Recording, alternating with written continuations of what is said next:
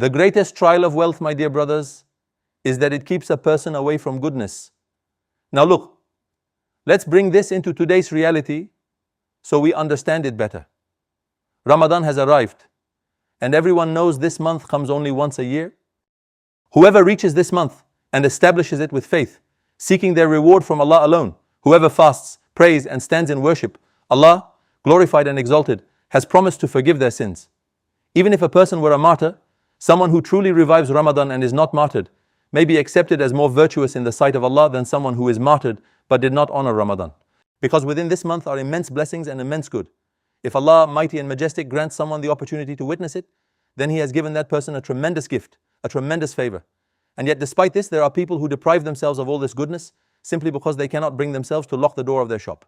Yes, just because they cannot lock their shop, for the sake of earning a little more, saving a little more, they distance themselves from this month, from its blessings, from Laylatul Qadr, from the last 10 nights, from the mosque, from the Quran.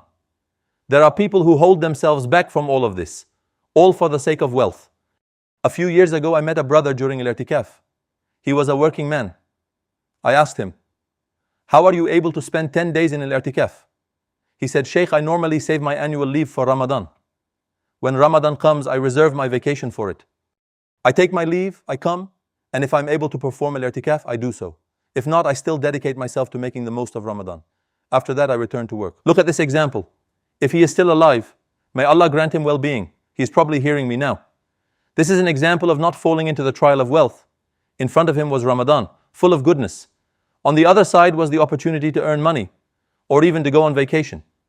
But instead of taking a holiday, he chose to use his leave during Ramadan, so he could attain its blessings and its barakat. So my dear brothers, what we understand from the verse Imam al-Bukhari points us to is this. The greatest trial of wealth is when goodness stands before a person, yet their heart is attached to money. When the heart becomes consumed by wealth, then that wealth has become a fitna for them.